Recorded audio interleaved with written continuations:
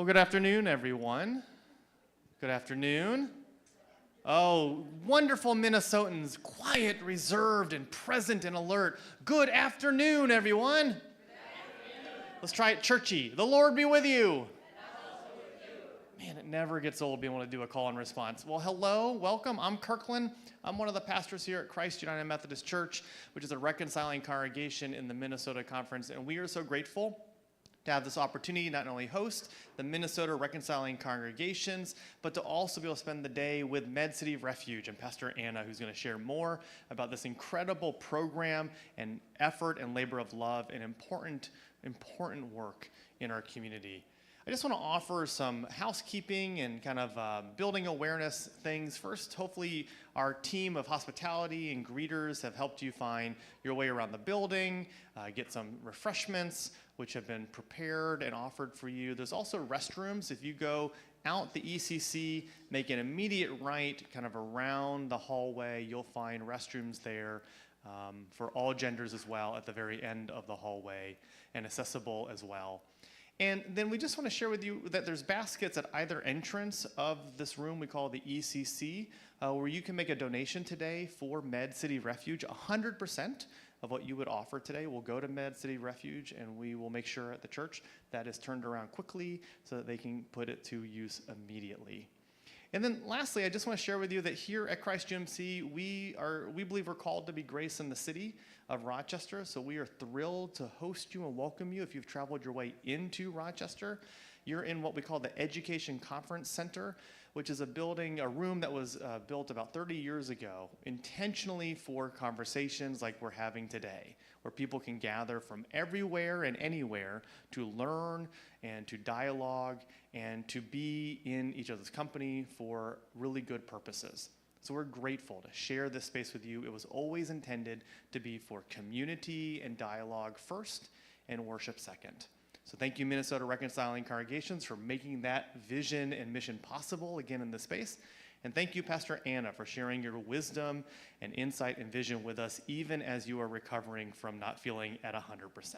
Can we all give a round of applause and appreciation for Pastor Anna?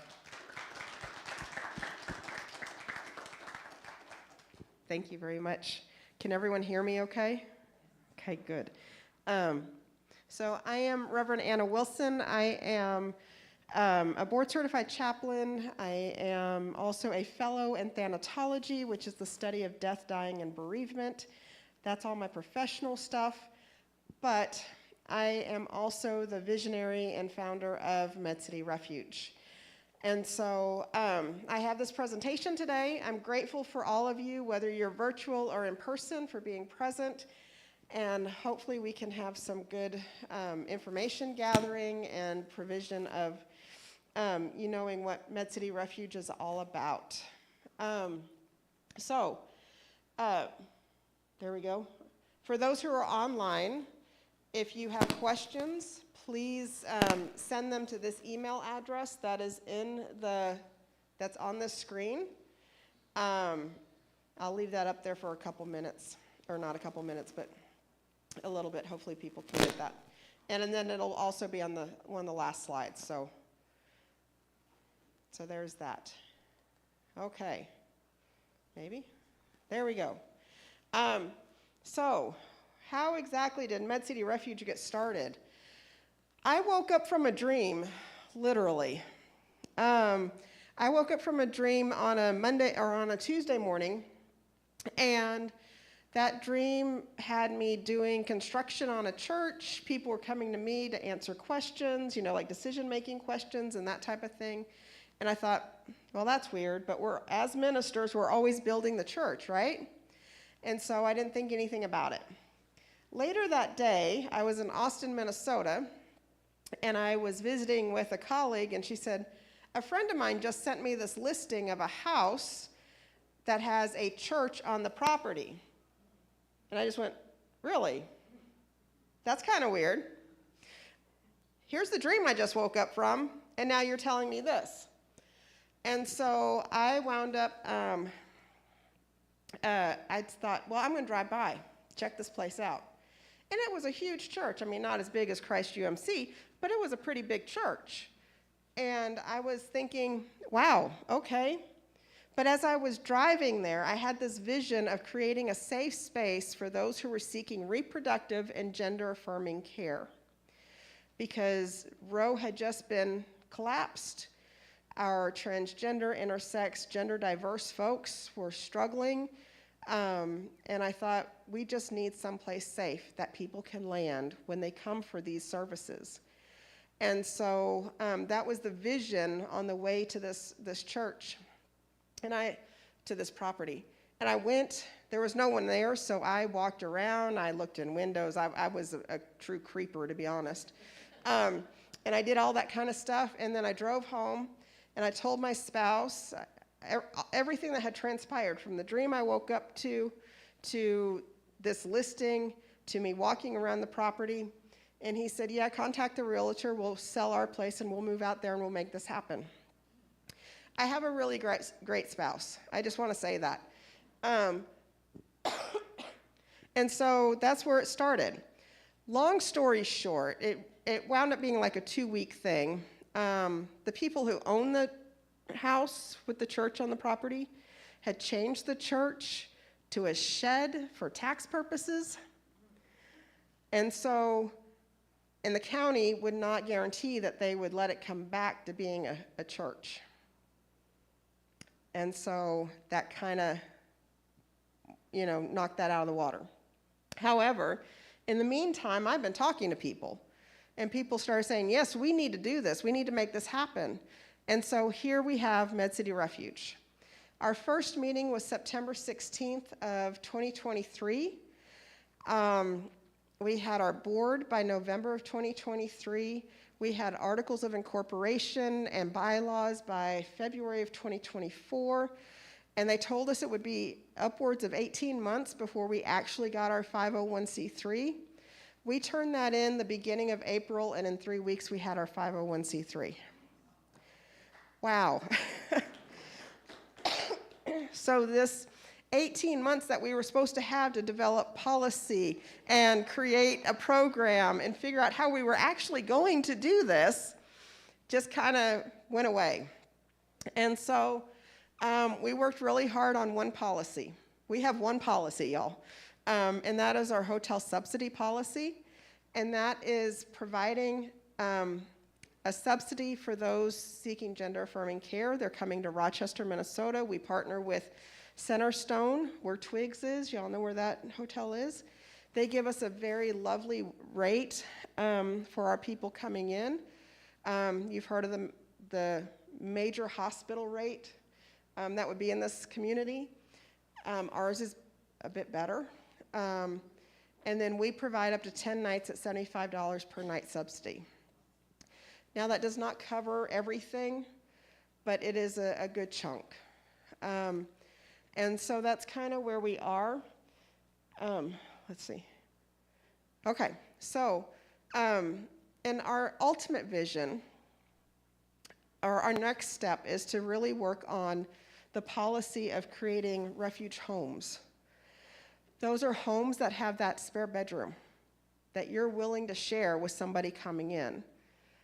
But that takes a lot more legal aspect of things, because we want to keep people's homes safe for them and the ones going into the home safe. So that means things like doing background checks. With the hotel, we don't have to do background checks, but we will for refuge homes.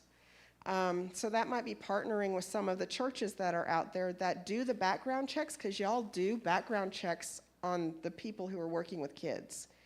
So maybe there's a way for us to partner to, we'll pay the fee, but y'all already have the thing in place. So those are some of the things we're looking at. The other thing we're looking at doing is creating, eventually, the big dream, the ultimate dream, is like a Ronald McDonald house or a transplant house that has the individual living quarters with communal kitchen and communal living space where we can have support groups and those types of things. That's the ultimate dream, the ultimate goal. But every place has to start small, right? We can't do everything all at once. And that's really hard for someone who envisions something but doesn't understand all the details. I am not a detail person. That is not my forte. That's why I'm so grateful for a board who says, wait a minute, Anna, you got to stop. We got to think through this. Because for me, I'm like, let's jump in, let's get going. So the board has been a good stabilizer to my crazy. Let's just put it that way. Before we continue, does anyone know who this person is?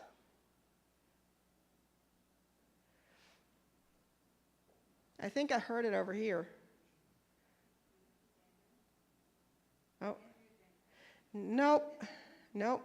Marsha P. Johnson. She was a trans woman, big in the LGBTQ rights and support in the 1960s. Anyone know who this person is on the right? I'm not a doctor, I can't do this. So on the right.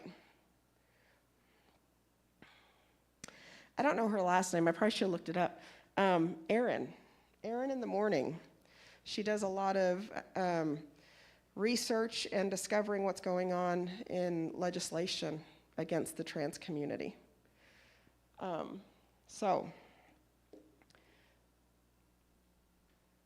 Okay, so like I said, we do provide the temporary subsidies for temporary lodging. We also are looking at creating a resource form that has information on where can they go for a haircut that's not going to be cruel or ugly, a place that's safe. What if their dog gets sick while they're here? What vet is going to be safe for them? What churches can they go to that will be safe for them? Because we know that there's a lot of spiritual trauma for this population. And so we want a church that is out loud and proud, like Christ UMC is, like Peace UCC is, like the UU Church is. And I'm sure there's others in the community, but those are some that I know of off the top of my head. And then the other thing we want to do is create opportunities to gather as community, to be present with each other. We know that in times such as this, that we must build community. That being isolated only helps the oppressor, right? And so we must build community. And so we want to do some of those things like having game nights periodically, having Friendsgiving, gathering for a picnic in a local park. Maybe not right now. That might be next summer. But those are some of the things that we do want to do. We're even talking about potentially having a gala or a ball, prom next year. But that takes a lot of time and energy and people who have those detail aspects of them that I do not have. So, does anyone know who this person is? They are Alec Vade Menon, and they do a lot of transgender activism. Okay. So what exactly is gender-affirming care? Gender-affirming care is literally providing what a person needs. I mean, has anyone in here ever had birth control? That's gender-affirming care. Have you ever had to have hormone replacement therapy? That's gender-affirming care. Have you ever had to have testosterone? Okay, none of the men are raising their hand. But that is gender-affirming care. Have you ever had to go and have a gynecological exam? That's gender-affirming care. How about prostate exams? That's gender-affirming care. You know, all these different things are gender-affirming care, but that word is being weaponized against this population. And that's not right, and it's not healthy for them or for us in general. So what we use in the medical world, no, I'm not a doctor, I'll say that, I'm not a doctor, I work in hospitals, but I'm not a doctor. But they use WPATH, which is the World Professional Association of transgender health. That link right there has all the information on what gender-affirming care looks like and what is needed. But since children and teens seem to be the big hot topic right now, I thought we would address that just a little bit. And Judy has been so kind to say that she would help me out with this because she's actually a nurse where I am not. So, Judy, do you have anything that you want to say specifically, or?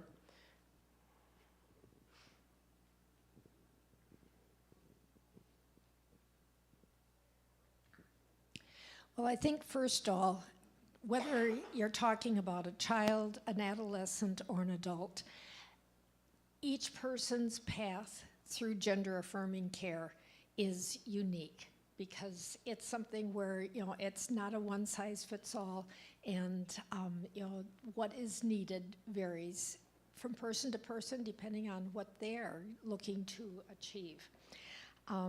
And so let me see here. I've got a few notes. One of the things that when looking at providing gender-affirming care for children and adolescents before they start in receiving any medical care, they should undergo a comprehensive biopsychosocial assessment before they start the care, and that's generally going to be with a mental health professional.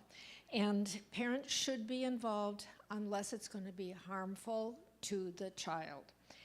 And with children, I think we all know how children, they try on genders very regularly as a part of their growing up process. So if you have a child where their gender expression doesn't reflect their gender exterior, don't assume right away that this is going to be a transgender child. It may just be a stage that child is going through.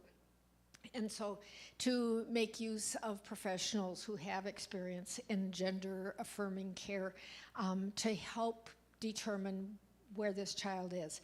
And as finally, too, with the care, I don't know how many of you are familiar with conversion therapy, where that is for whether it is someone who feels that their body is not the same as what their mind is, or their sexual orientation is not heterosexual, somebody trying to change them, and it's usually being done in the name of religion.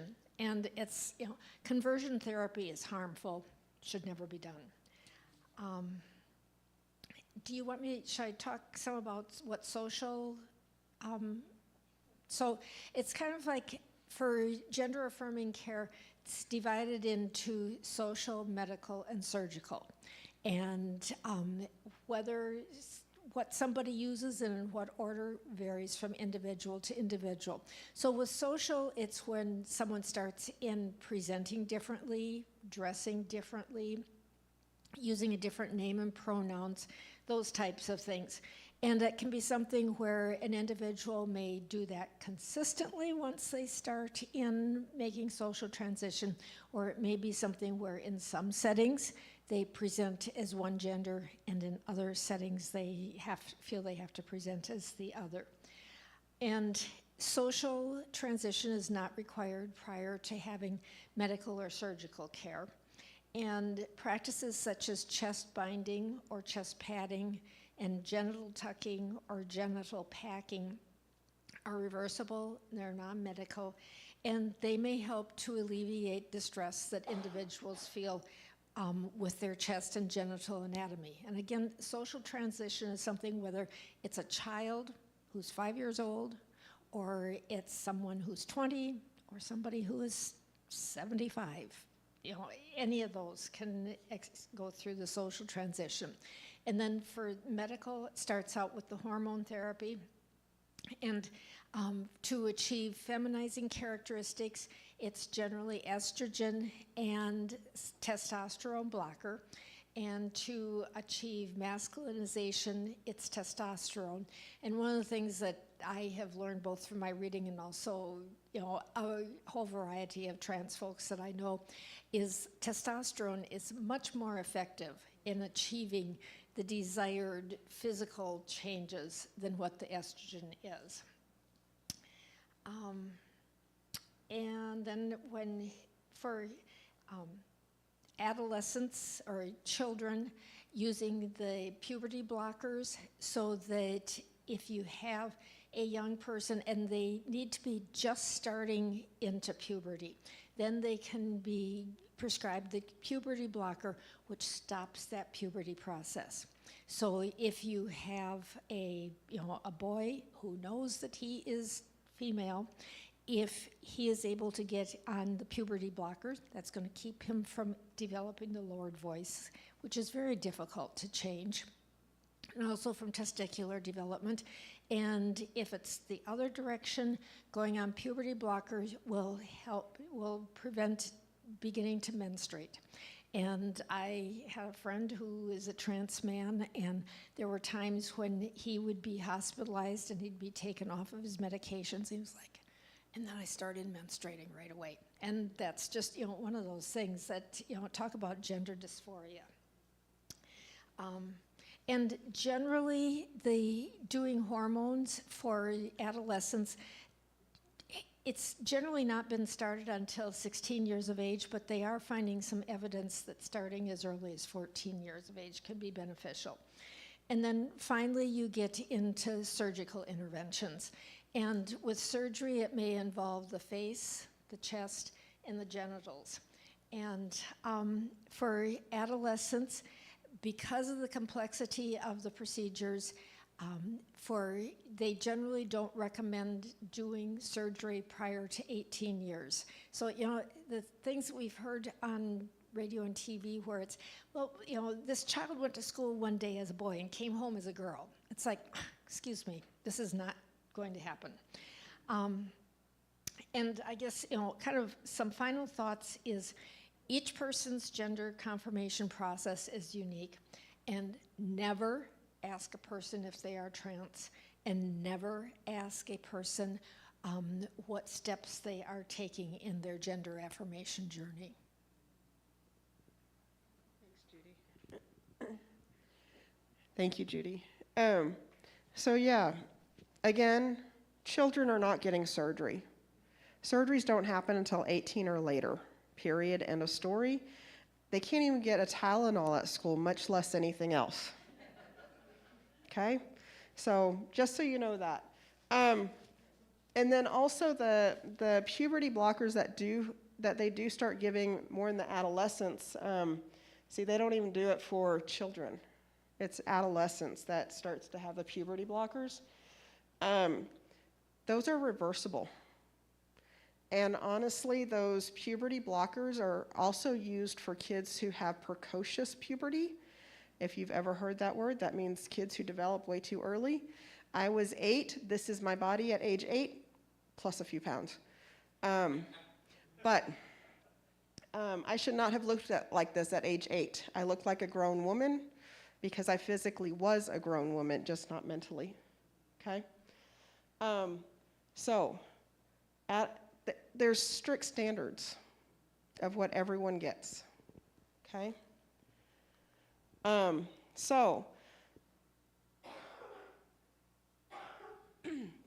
When we're talking about what's been happening in our country, this is what's happened in recent months, just in Minnesota alone. We went from 28 bills working their way through the legislature to 33 bills now working their way through the legislature. Those bills are focused on sports, performance, education, child custody, healthcare, and incarceration. When we talk about sports, there was, I can't remember where I saw it, but Utah paid $9 million to fight against transgender children in sports, and there were 3 in the entire state. What else could that $9 million have gone to? Food support, housing, exactly. All the things that kids and families need which would be more pro-life. Yes. Yep. Yes, anti-trans bills. Yes. Yeah. I am talking only the anti-trans because that's where we're seeing the most damage being done. Yep. So anyone know who the person with the purple hair is? There you go. Yes. She's amazing. She does videos and teaches you how to fix your toilet and build this and do that and all that. So yes, she's fabulous. And she has a book. You're right.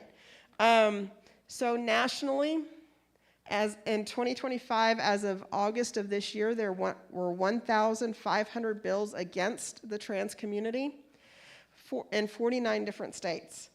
Can anyone guess which state is not one of those? No, we've got 33. I just said that. Yeah, I wish it was us. No. No. Vermont.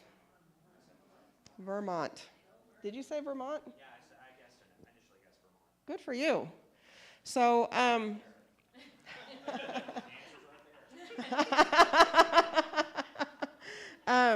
so there's 122 newly passed laws this year so far. 501 are still active. 382 have failed. Thank God. But these are all those bills that you hear about, bathroom bills, everything. Yeah. How many bills does Minnesota have enacted that are bills that are on the books that you know of? I did not look that up. So if you want to know more about trans legislation, there's that link there. And who knows who this person is?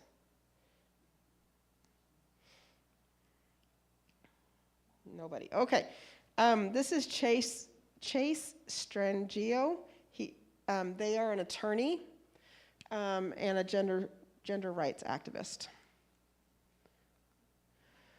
Okay, early 2025, this was the map of anti-trans legislation. This was 2025, early. Look for the difference between early 2025 and August.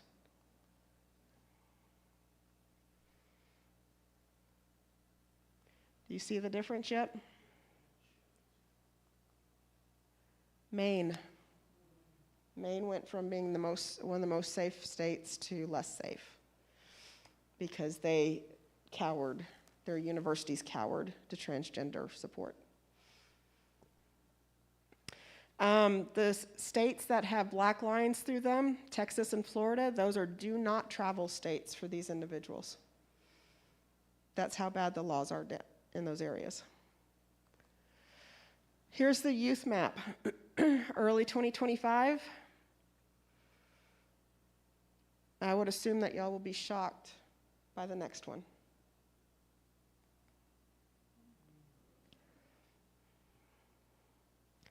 Look at all that blue that was down the West Coast. And now.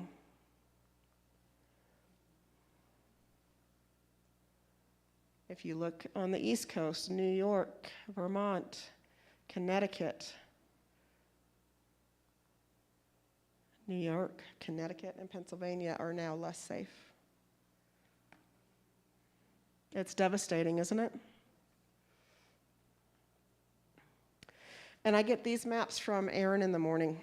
Aaron Reed, thank you. Aaron Reed. So in 2025, January 2025, there was an executive order signed revoking President Biden's executive order allowing openly transgender folks to serve in the military, thus banning transgender military members. In early February, the White House government started having the T removed from the LGBTQIA+. And in February 26, Department of Defense, which is now Department of War, issued a ban against transgender military. May 6th, granted a pause SCOTUS granted a pause while the government appeals in the Ninth Circuit. And then yesterday, a new policy put in place that troops must appear in uniform congruent with their sex assigned at birth. Think about that, folks. Do you know how many different intersex people there are? They estimate between 30 and 40 different variations of intersex. So just looking at someone's genitalia does not tell you who they are.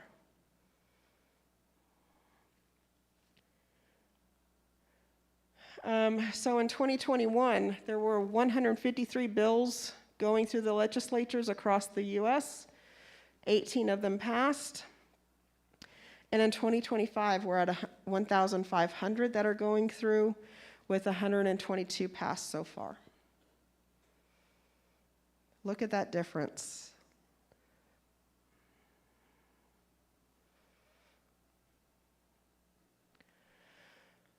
I did a search when I found out that they had gotten rid of all the transgender stuff on the White House page.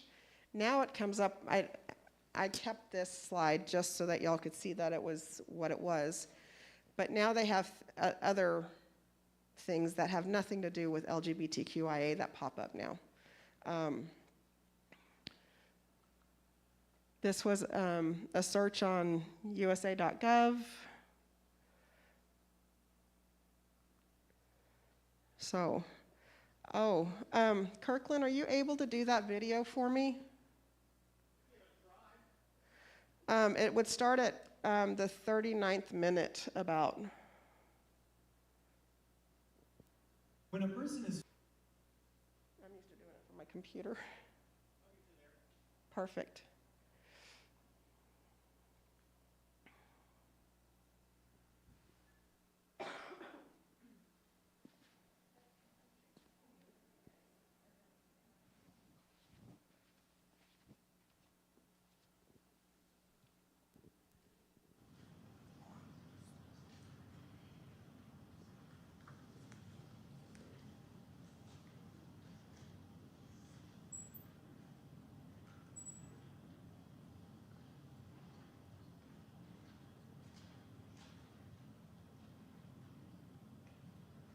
let's try that again.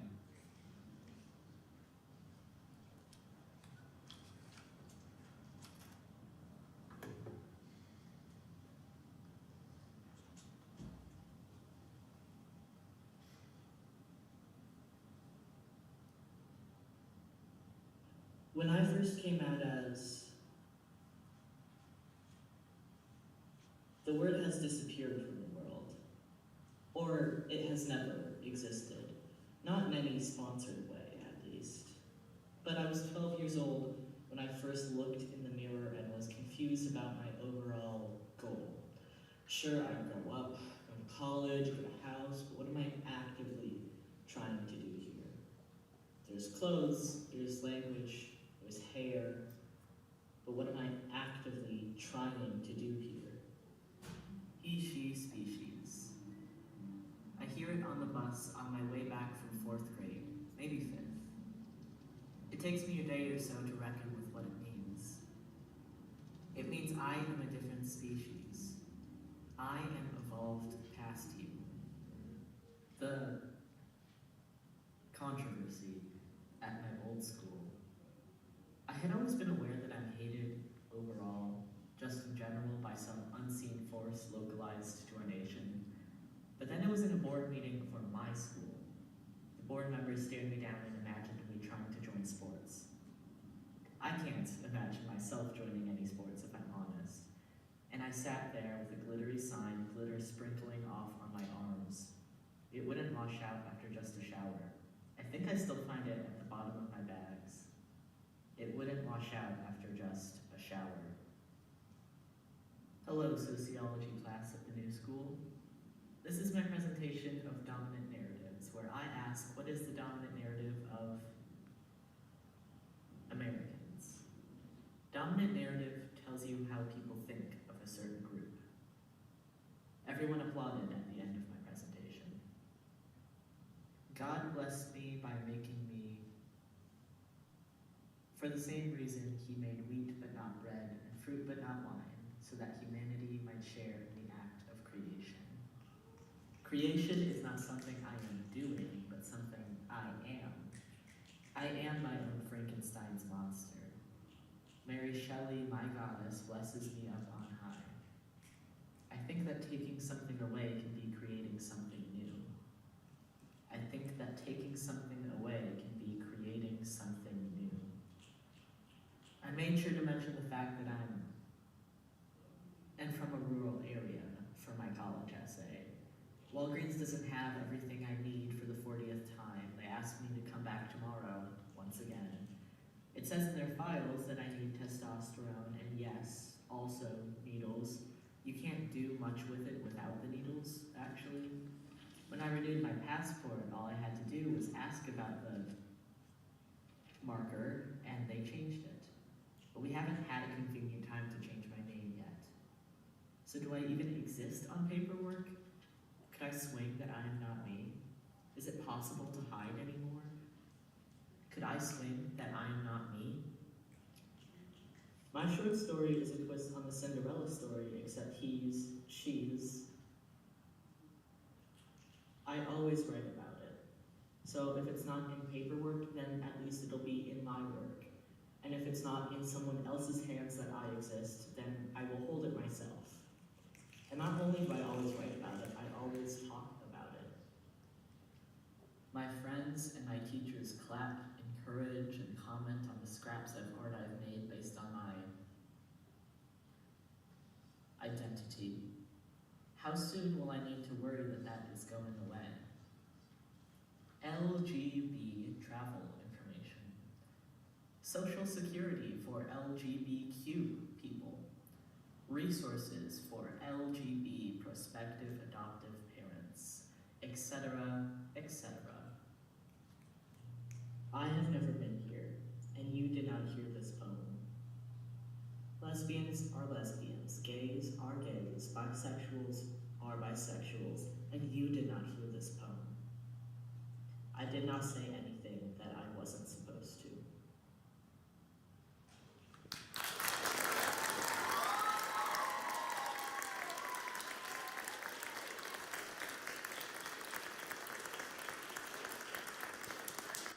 Thanks, Kirkland.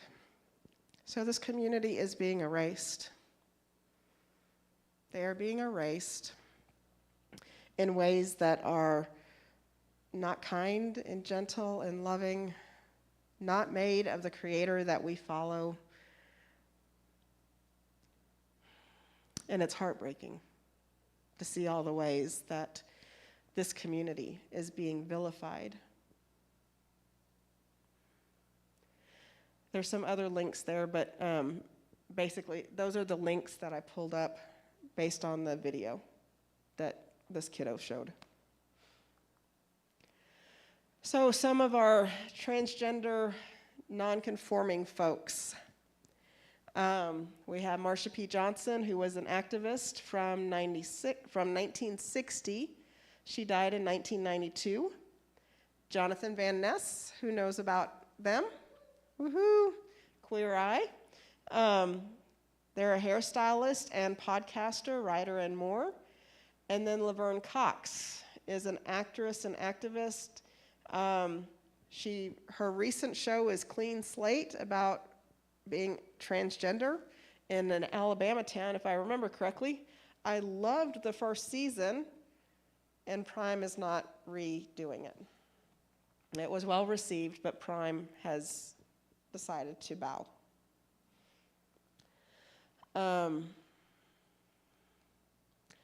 So, what does MedCity Refuge need? We need your support. Whether it's your time, your talents, or your treasures, we need it all. We have more people who are coming to Rochester, Minnesota to receive that gender-affirming care because there is a big hospital here who provides that kind of care. At this point, we do not specifically work with children, but we know of other resources that are in the community that can work with the children as far as lodging goes. We just didn't want to kind of be wiped out too soon, since we don't have the legal backing yet for ourselves. So what else? We also getting the word out, telling people about MedCity Refuge, letting people know outside of the state, within the state, hey, we're here. We want to help where we can. So far to date, we have helped 7 individuals or 6 individuals and 1 2 times. So 7 different stays so far. We've got 2 more that are in the hopper. We're just waiting for their appointments. And so that'll be another 2 more so far. There was a lull at the beginning of the year because everyone was afraid. And now that they are seeing what's happening or what can be, where they can be safe or as safe as possible, we're starting to see an influx in support needed. Your talents. From website design, which we do have our website, but policy writing. I've already told you I'm not a detail person. So if you are a detail person, if you know how to write policies, we could always use some extra help with that. Marketing and grant writing, those are areas that we need as well. One thing I learned being a new nonprofit is that with grant writing, you really can't write for grants until you have some proven programming under your belt. So now we have some proven programming under our belt, so we can start writing. That said, we also are trying to be very selective of where we would apply. No federal grants, no state grants, because we want to fly under the radar with this regime right now. And so there's that. Oh, and I forgot to tell you, we did drop reproductive care just because there's a lot of resources for those seeking reproductive care, but there wasn't as many resources for those seeking gender affirming care. That said, we kept the color green because that's a nod to reproductive care. So green is our color. The Northern Lights is kind of our way of knowing that everyone changes and everyone's fluid and flexible and everyone shines. And so green is our color. And then, of course, your treasures keep MCR going. However you are able to support us, we would be very grateful. And then our transgender and non-binary siblings are being erased by laws, government, and other entities. Through your nurturing and assistance, we can help these people feel valued, supported, and loved for exactly how the Holy created them. So thank you for joining me today, for the ways in which you have been supportive already. And I open us up to questions. Oh, awesome.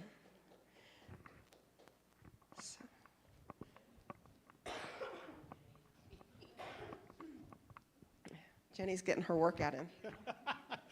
So just a question for you, Pastor Anna. On your website, do you have a list, not just in Rochester, but within southern Minnesota, of open and affirming congregations that people could have that resource where they could go to, not necessarily just the transgender individual, but their family members as well, right, who are allies to that right community, because they could face the same attack as the transgender person themselves. Yep. At this point, we don't have that resource list up and on our website. We are working on it, and that's one of our next steps, is to get a resource list that would include churches and vets and hair appointments and all those things.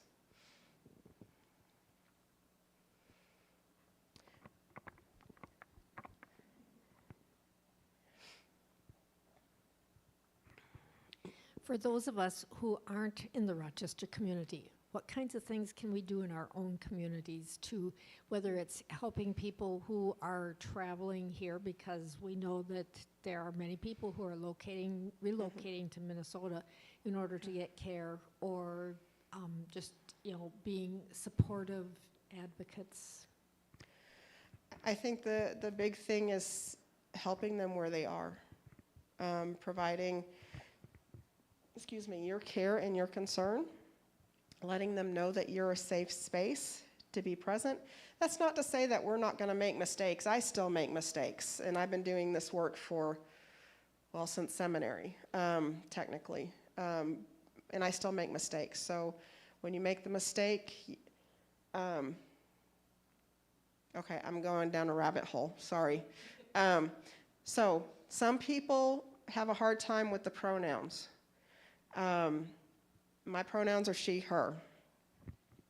And sometimes I've messed up and I said he, him, she, her, whatever the situation is, and I've been wrong. And there's two schools of thought. Some people say sorry and move on real quick. Others say don't say sorry at all, say thank you and move on. Change the pronoun and move on. I personally do the thank you, change the pronoun and move on, because by saying sorry, you're forcing that person to tell you that it's okay that you messed up, and it's not. So I personally do the thank you, he said, okay? But there are other things that people are gonna need when they come to your communities. They're going to need a safe church. They're gonna need those resources that are in the community, and there's an LGBTQ program through the state. Jay, do you remember what it is? I can't remember. There's Outfront Minnesota, but the state itself has started doing a resource list and doing a survey of the community. Is it on Outfront? Okay. So know the resources that are available. Outfront Minnesota, Pink Haven. Yeah, and there's also up in the cities area, there's, is it Family Life or Tree Life? Family Tree Clinic. They are an open and affirming clinic for gender affirming care. So know what's in your communities. There's also Red Door in St. Paul, I think it's called. What is it? Red Door Clinic. Red Door Clinic in St. Paul? Okay. Thank you. I have one other thing that I'd like to share. We have numerous friends and acquaintances who are trans. And one of the things that I have struggled with is when I'm talking about the individual pre-transition and coming out, and it's like, okay, do I use their birth name and gender? Do I use what their current one is? And so a couple days ago, I emailed Ellie Krug, and I don't know how many of you know Ellie, but she has written a couple of books on being trans. And I said, so, what do I do? And Ellie said, use their current name and pronoun, because that is who they have always been. So it's like, oh, thank you, because like I said, I have struggled with how to refer. Thank you. I have that Minnesota Council, I know what it is. It's called Minnesota Council on LGBTQIA 2S plus Minnesotans. Okay. It's on the mn.gov mn.gov website. website. Thank you.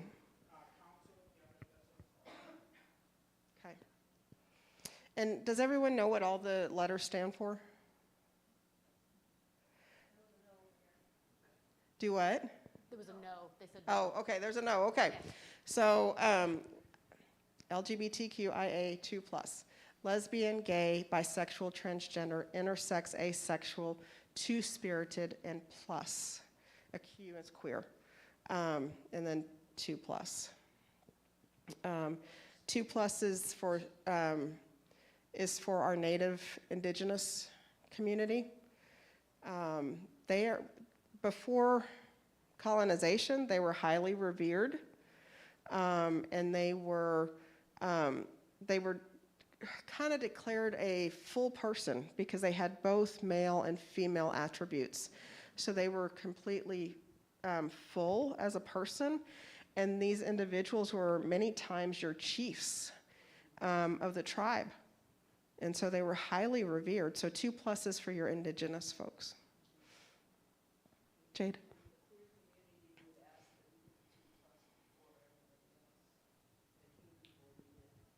Oh, thank you. That's a new one for me. Okay. So the queer community would ask that we would put the 2+ before everyone else because they were here first. Yes. Hold on. We want to make sure that people online can hear you too. So, how would you identify somebody that is born with both genitalia? Because that is a birth defect in some cases. I don't know that it's our job to do that. It's between them and their doctor. Like under the LGBTQI. That's how they would identify themselves. We don't identify people. What other questions or thoughts? Yeah. Kirkland, are there any online yet?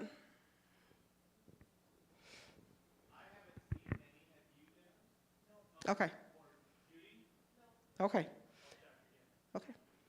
I just wanted to clarify what Judy, you said about not asking anyone if they're trans. Could you elaborate a little bit on why that? You had 2 points at the end that I wanted you to elaborate on just a bit.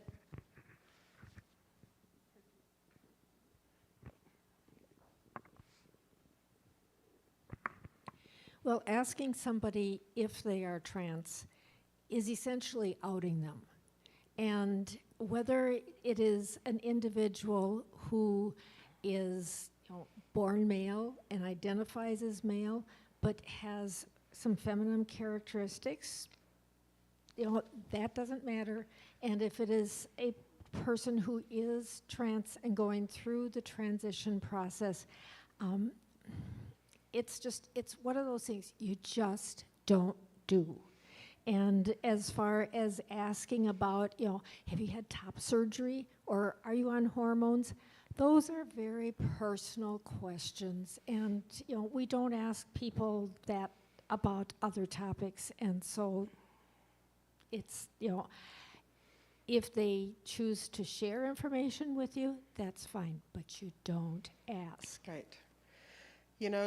There's a thing in chaplaincy, we talk about a ministry of curiosity. But a ministry of curiosity is caring about the person where when you ask people things like, well, have you had this surgery? Have you done this? Are you going to do this? That's more voyeuristic than a ministry of curiosity. A ministry of curiosity is more like, well, how can I support you? What can I do to provide the safe space that you need right now? And so I think that's really important that we not ask those questions, that if they volunteer, that's fine. But then if they do volunteer, we keep it confidential because they trusted you. So keep that between you and them. Hi, Anna. Hi. Thank you so much for presenting today. Yeah, thanks. My question is, earlier you said that those in the military are required to wear a uniform that matches their gender assigned at birth. And I'm wondering, have we considered maybe stop assigning gender at birth as an option? That's a great question. I think that would be a medical question, and I wish that I knew the answer. I would think, Judy, do you have any clue on that? I think we're still doing male and female, even for those who look intersex. I think unfortunately, we still have kind of dated. What's the point? Yeah, I know that there are parents who are actually starting to say, no one's going to be changing their diaper. It's only going to be me because I want them to be who they want to be. And so I think you're right. I think we need to get past this male and female in the binary. Let kids be kids. Jay? Yep. If you're ever presented with that question, you don't have to answer it. Or you could write something in. When I go to the Mayo Clinic, I identify as female. I have from birth, but I don't answer that question. And I guess the reason I don't is because I feel like I'm in solidarity with my brothers and sisters. And all of us. Yeah. Yeah. Yes. Yeah. I think the big thing is at the birth side of things, though, because it's going to be on birth certificates and all that kind of stuff. And so how do we navigate that and hopefully try to change those things? I mean, y'all, I'm out there. I'm loud. I'm proud. I'm a huge advocate and have been for decades, literally. But my daughter had a gender reveal party this summer, you know? And it's like, come on, kid, did you not learn anything from me? But I mean, she's also in a more conservative family with her significant other. And so gender reveal is what was important for them. So I'm afraid that we're just going to be dealing with gender stuff for a long time because it's so ingrained in who we are. And also just a reminder that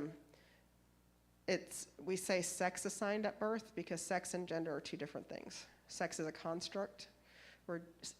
Sex is a physical attribute. Gender is a construct. What other questions, thoughts, or wonderings do we have?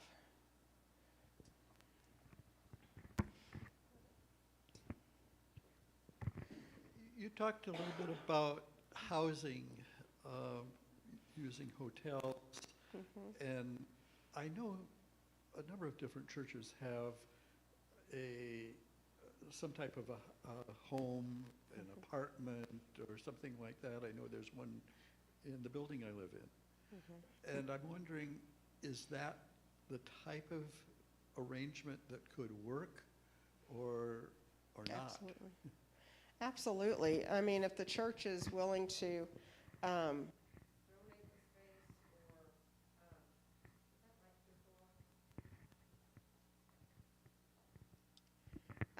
donate the space or go from there, that would be fabulous and very helpful.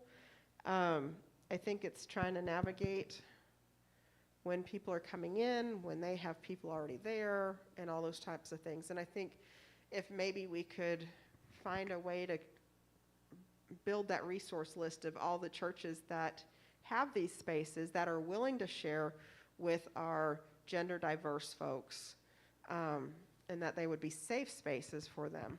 I would love to collaborate on something like that. Keep that. Okay.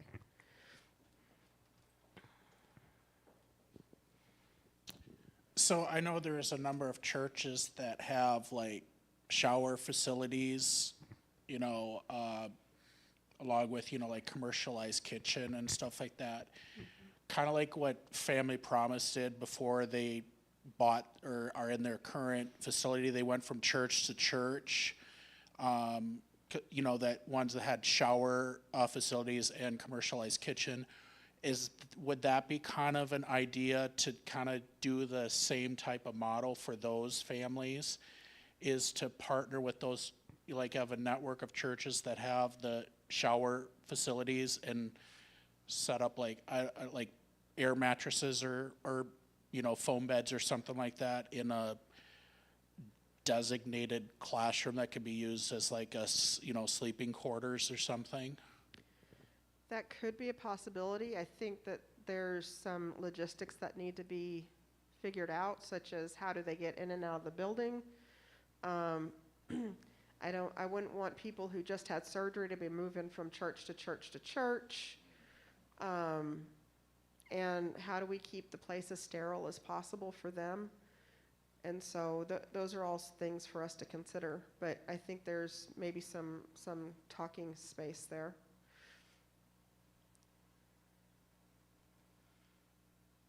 Other questions, thoughts, or wonderings?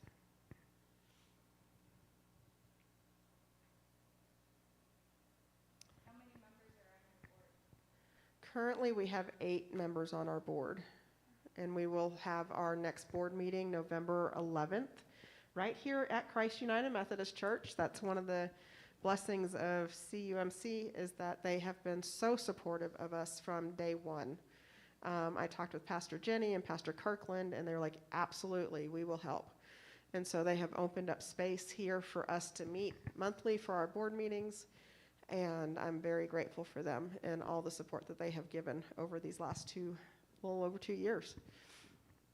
So you said that the city wouldn't necessarily let you make a church out of the church that was on the property. What did you do with that? With the church building that's on the Yeah. property? So we didn't move forward. We didn't purchase it. Yeah, they were not going to guarantee that it could go into being a church again. And then actually when it came down to it, it wound up being that it was too close to the road, so we couldn't have had living accommodations in it. So it all worked out for the best. It's just, it was part of the vision that got us to where we are today. Any other questions?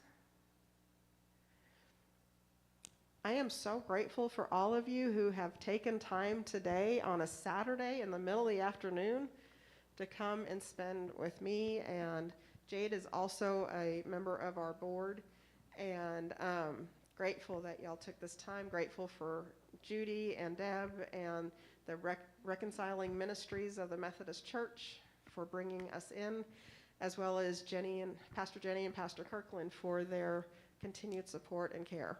So thank you all. Oh, there's another question. Oh, there's lots of cookies left. Yes. So please help yourself to cookies. We're here to talk. If you have questions or would like some more information, we're happy to visit with you. Again, thank you. Thank you, thank you, thank you. Thank you, Anna.